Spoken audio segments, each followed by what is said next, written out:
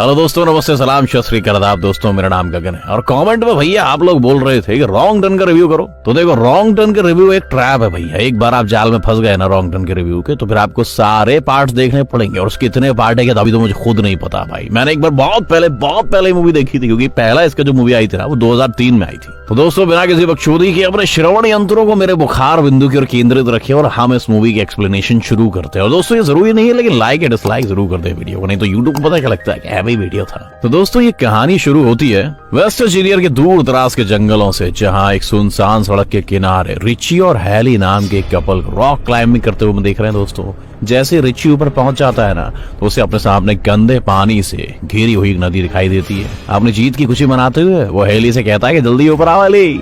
अब हम हैली को देखते हैं, जिसका पांव ऊपर चढ़ने के दौरान फिसल जाता है दोस्तों, और वो हवा में लटक जाती है। खुद को संभालते हुए वो एक बार फिर से चढ़ने की कोशिश करती है, जहाँ इस बार वो रिची को हेल्प के लिए पुकारती है, लेकिन रिची को वो सामने देखती ही रही है। वो परेशान हो जाती है, रिची कहाँ चला गया। अचानक उसके चेहरे पर खून के कुछ कतरे देख के वह हैरान रह जाती है। उसकी नजर रिची पर जाती है, जिसे कोई उठाकर नीचे फेंक देता है। अब इससे पहले वो कुछ समझ पाती, कोई इसे जोरों से ऊपर खींचना शुरू कर देता है, लेकिन वो जल्दी से अपनी रस्सी को काटते हुए खुद को संभालती है, पर वो संभल नहीं पाती बेचारी और नीचे गिर जाती है, जहां उसकी नजर रिची की लाश पर पड़ जाती है, जिसे देखकर वो बेचारी रो पड़ती है, उसकी चीख निकल जाती है। उसी दौरान उसे पहाड़ी से कुछ अजीब और गरीब आवाजें सुनाई देने लगती हैं दोस्तों, जिसे सुन के वो अपनी जान बचाने के लिए अपनी गाड़ी की तरफ भागती है, लेकिन तभी अचानक उसका पांव एक नुकीली तार में फंस जाता है। मतलब बहुत ही दर्दनाक सीन है दोस्तों। उस तार में फंस जाती है और वो कातिल उसे खींचकर अपने साथ ले जाता है। अब दोस्तों, हमारी नजर इस इलाके में हो रही वारदातों पर होती है, जहां न्यूज में हम इस इलाके में एक के बाद एक गाड़ी के लापता होने की खबरें सुन रहे हैं दोस्तों। यहाँ तक कि लोग इस इलाके में जहां हम कैरिस को देखते हैं, जो अपने इंटरव्यू के लिए किसी दूसरे शहर में जा रहा होता है। सफर के दौरान वो एक ट्रैफिक जैम में फंस जाता है दोस्तों, और ट्रैफिक को आगे बढ़ता ना देखकर वो खुद को लेट होता पाता है। भैया लेट हो जाऊंगा ऐसे, तो गाड़ी से उतरकर अपने आगे वाले ट्रक के पास जाता है, जहां उसके ड्राइवर से ट्रैफिक जाम होने की वजह पूछता है। ड्राइवर से बताता है कि भैया 5 मील दूर एक केमिकल ट्रक पलट गया है, जिसकी वजह से कई घंटे यहीं अपन को गुजारने पड़ेंगे। यही सब सुन के बेचारा कैरिस परेशान हो जाता है, वापस अपनी गाड़ी में आकर बैठ जाता है और खुद को ट्रैफिक में फंसता हुआ देखकर वो अपनी गाड़ी को वापस घुमा लेता है, यूटर्न मार लेता है। अब वो अपने लेट होने की खबर अपनी कंपनी को देता है, लेकिन पहाड़ी इलाका होने की वजह से फोन ही कट जाता है। अब फोन की तलाश में इसकी नजर एक गैस स्टेशन के बोर्ड पर जाती है और वो अपनी गाड़ी वहां मोड़ देता है। रास्ते में उसे एक के बाद एक लावारिस गाड़ियां नजर आती हैं दोस्तों। इनके बीच से गुजरते हुए वो गैस स्टेशन तक पहुंच जाता है, जहां उसकी नजर स्टेशन के मालिक पर पड़ती है, जो किसी बीमार आदमी की तरह दिख रहा है। अब वो गाड़ी से उतर के कंपनी वालों को इन्फॉर्म करने की कोशिश करता है, लेकिन फोन डेड था वहां पे, इसीलिए उनसे कांटेक्ट नहीं कर पाता।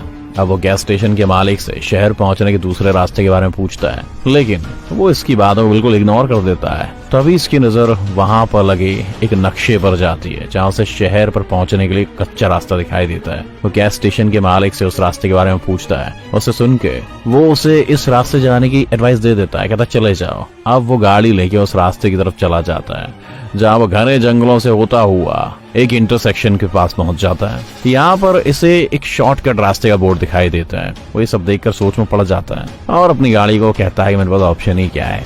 वो अपनी गाड़ी को इस रास्ते में ले जाता है। इसकी नजर एक मरे हुए हिरण पर जाती है। उसे देखने के चक्कर में इसकी गाड़ी सामने से आ रही गाड़ी से टकरा जाती है। दोनों गाड़ियों में बहुत ही तगड़ा एक्सीडेंट हो जाता है, लेकिन कैरिस इस हादसे में बच जाता है। इस गाड़ी के मालिक शोर सुन के इसकी तरफ आ जाते हैं, जहां वो इसका हाल पूछते हैं। खुद को संभालते हुए कैरिस इनसे माफी मांगता है और नुकसान की रकम भरपाई करने की कोशिश करने लग जाता है। साथ ही वो इनसे बीच सड़क पर गाड़ी खड़ी करने की वजह पे पूछता है। यहाँ पर वो लड़की, जिसका नाम ट्रांसीन है, वो उसे बताती है कि सड़क पे किसी ने कंटीली तार बिछा रखी थी, जिसकी वजह से इनकी गाड़ी का एक टायर फट गया है। अब इनकी एक सहेली पिछले गैस स्टेशन पर जाके कॉल करने के लिए कहती है, लेकिन कैरिस कहता है कि वहां का फोन डेड है, वहां मत जाओ। और सभी अकेले चलने का फैसला कर लेते हैं, क्योंकि इवान और सीन नाम के लोग इस गाड़ी की रखवाली करने के लिए और यहाँ पर बने रहने के लिए यहाँ रुकने का फैसला कर लेते हैं। अब रास्ते के दौरान उनकी नजर सड़क पे मड़े एक नेवले पे जाती है, जिसे देखने से पता कैसा लगता है कि किसी ने पीठ से फाड़ के इसे फेंक दिया है। थोड़ी दूर जाके इन्हें जंगल में गाड़ियों के कुछ जलते हुए टायर दिखाई देते हैं। इसे देखकर उन्हें खतरे का अंदाजा होता है और वो सबको आगे बढ़ते रहने के लिए कहता है। अब दूसरी ओर हम क्रैम्सिन और इवान को देखते हैं, जिन्हें पास की झाड़ियों में कुछ हलचल महसूस हो रही है और वो इस जगह को देखता ही जाता है और ट्रांसीन उसे वहां ना पाके परेशान हो जाती है। और इसे ढूंढने इसके पीछे चली जाती है। चलते चलते उसकी नजर इवान के एक जूते पे पड़ती है और वो जैसे ही उसके पास पहुंचती है तो इवान का कटा हुआ कान उसे दिखाई देता है। उसे देख के रोने लग जाती है। तभी एक आदमी उस पर पीछे से हमला कर देता है और उसे मार डालता है। वहीं दूसरे लोगों को हम रोड के आखिर में देखते हैं, लेकिन चारों मदद के लिए निकल पड़ते हैं। चलते चलते इनकी नजर एक घर पे जाती है दोस्तों। वो हेल्प मांगने के लिए घर की तरफ जाते हैं। कैरिस ढेर सारी गाड़ियों को देखकर परेशान हो जाता है और मदद मांगने के लिए घर का दरवाजा खटखटाता है। जल्द ही इनको पता चलता है कि इस घर में तो कोई है ही नहीं। अब वो सब कॉल करने के लिए घर के अंदर आते हैं, जहाँ पे इनकी नजर खाने की टेबल पर चली जाती है दोस्तों, जिसे देखकर पता कैसा लगता है कि बरसों से घर में कोई सफाई नहीं हुई है। दूसरी तरफ चश्मे और गाड़ी की चाबियां मिलती है दोस्तों। जैसे वो फ्रिज को खोलता है उसके होश फाख्ता हो जाते हैं। फ्रिज में ढेर सारे इंसानी कंकाल और जाने आंखें, लंग्स, गुर्दे, लिवर, सारे अंग सड़े हुए रखे हुए थे। और जैसी को एक कमरे में वही कटीली तार दिखाई देती है जिसने इसकी गाड़ी के एक टायर को फाड़ा था। ये सब देख के वो चारों वहां से भागने लगते हैं, लेकिन तभी कैरिस की नजर खिड़की से बाहर जाती है, जहाँ एक गाड़ी उनकी तरफ आती हुई दिखाई दे रही है दोस्तों। अब चारों घर के पिछले दरवाजे की तरफ भागते हैं, लेकिन दरवाजा बंद होने की वजह से चारों को ऐसा लगता है कि अब तो वो वहां पे फंस गए हैं। दूसरी तरफ हम इस कातिल को अंदर आते हुए देखते हैं। अब वो अंदर आकर फ्रांसिन की लाश को जमीन पर फेंक देता है और हमारी नजर कैरीन और जेसी पर जाती है, जिसकी लाश को देखकर सख्ते में आ जाते हैं दोस्तों। और वहां पर हम पहली बार 3 आदमखोरों को देख रहे हैं जो फ्रांसिन की लाश को उठाकर टेबल पर रखते हैं और अपने तेजधार औजारों से इसको काटना शुरू कर देते हैं। जहाँ ये खूनी मंजर देखकर जैसी और कैरीन चिल्लाने लगते हैं, वैसे ही स्कॉट इसके मुंह पे हाथ रख देता है। कुछ देर बाद वो आदमखोर लाश को खाकर, जी हाँ खाकर गहरी नींद सो जाते हैं। मौका पाके सभी लोग दबे बाव वहां से निकलने की कोशिश करते हैं। इसी बीच एक आदमखोर की नजर इन पे पड़ जाती है, जिसे देखकर सभी लोग घर के पीछे भागना शुरू कर देते हैं। अब इनके देखते ही देखते वो आदमखोर अचानक उन्हें ढूंढते ढूंढते वहां आ जाते हैं और कैरिस इनकी गाड़ी चुराने का प्लान करता है और चिल्लाते हुए इसका ध्यान अपनी तरफ करने की कोशिश करता है। लेकिन तभी एक आदमखोर उस पर गोली चला देता है और वो उस गोली उसके पैर में लग जाती है। वो जख्मी होकर गिर जाता है। ये देखकर बाकी 3 हैरान रह जाते हैं। अब स्कॉट को जंगल में भागते हुए वो देखते हैं और जैसे इसकी नजर ट्रक पर जाती है और वो इस ट्रक को देखकर इसकी तरफ जाने लगता है और इसी टाइम एक तीर आकर सीधा इसके सीने के आर पार हो जाता है और वो तीनों अपनी जान बचाकर भाग निकलते हैं। जहाँ पे कुछ दूर जाके इनका ट्रक कीचड़ में फंस जाता है और इन सबको वो ट्रक वहीं छोड़ना पड़ता है। तीनों अपनी जान बचाते हुए जंगल से सड़क की तरफ निकल पड़ते हैं। दिन से शाम हो जाती है और वो आदमखोर इन तीनों के शिकार पर निकल पड़ते हैं। उनके लिए तो नया चैलेंज था ये। दूसरी तरफ वो तीनों थक कर एक जगह आराम करने के लिए रुक जाते हैं, जहाँ काली उनको ऊपर देखने का इशारा करती है।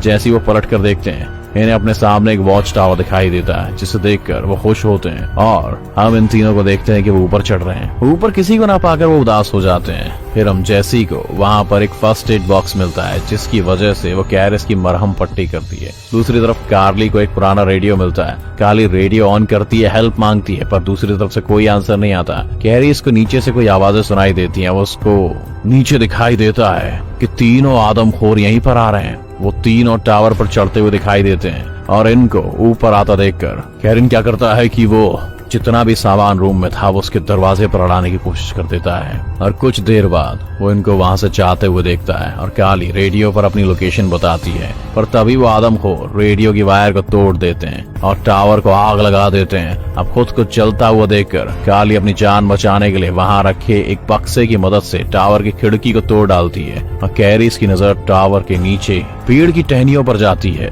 और तीनों अपनी जान बचाने के लिए पेड़ की टहनियों पे कूद जाते हैं। नीचे खड़े आदमखोर ये सब देख लेते हैं और उन तीनों को पकड़ने के लिए पेड़ पे चढ़ना शुरू कर देते हैं और इनको आता देखकर वो तीनों एक पेड़ से दूसरे पेड़ पर जाते हुए दिखाई देते हैं, जहाँ पे एक पेड़ को पार करने के दौरान एक आदमखोर कालीन के नजदीक पहुंच जाता है और मौका पाते ही अपनी कुल्हाड़ी से उसके चेहरे पर एक वार करके उसका काम तमाम कर देता है। अब कैरिस खुद को संभालते हुए उठता है और तभी उसे अपने पीछे गाड़ी का शोर सुनाई देता है और उसे पुलिस की एक जीप दिखाई देती है और वह भागते हुए उस गाड़ी को रोकता है। जैसे ही पुलिस वाला उसकी मदद के लिए आगे बढ़ता है, उसी टाइम एक तीर उसकी आंख के आर पार हो जाता है दोस्तों। अब हम एक आदमखोर को देखते हैं जो कि कैरिस को मारने आता है और कैरिस अपनी जान बचाकर अपनी गाड़ी के नीचे छुप जाता है। आदमखोर उसे देखने के लिए नीचे झुकता है और गाड़ी के नीचे कुछ ना पाके वह हैरान रह जाता है। अब हम इस घर को देखते हैं जहाँ पर इन आदमखोरों ने जैसी को बांधा हुआ था और जैसे ही वो वहाँ आदमखोर जैसी को मारने लगता है, उसे बाहर से आती गाड़ी का शोर सुनाई देता है, जिसे देखकर वो आदमखोर दरवाजे की तरफ बढ़ता है खैर इस गाड़ी लेकर इस पर हमला करते उसे कुचल देता है। गाड़ी से उतरते ही वो आखिरी बचे हैवान को एक नुकीले तीर से हमला करते हुए इसे भी मार डालता है। कैरिस जेसी को बचाते हुए उसे खोलने लग जाता है और इसी बीच वहां पर एक और आदमखोर इस पर पीछे से हमला कर देता है। कैरिस को मरता देखकर जेसी पास में रखे एक तीर की मदद से इसे मार डालती है। अब वो दोनों घर से बाहर निकल जाते हैं, लेकिन उसी बीच कैरिस की नजर पुलिस की गाड़ी पर जाती है, जहां वो इसकी गाड़ी के फ्यूल बॉक्स में निशाना बनाता है, जिसके चलते वहां पर एक जोरदार धमाका होता है और इस घर के परखच्चे उड़ जाते हैं। हम दोनों फिर से सड़क को देखते हैं, जहां पर वो दोनों ट्रक के जरिए गैस स्टेशन पर पहुंचे थे और ट्रक को अपनी तरफ आता देखकर ट्रक का मालिक डर के मारे अपना दरवाजा बंद कर देता है। अब कैरिस यहाँ पर जो मैप लगा था उसको फाड़ कर फेंक देता है और यहाँ से रफू चक्कर हो जाता है। दोस्तों, अगला पार्ट देखने के लिए आपको हमारी प्लेलिस्ट पर क्लिक करना होगा। Thanks for watching this video.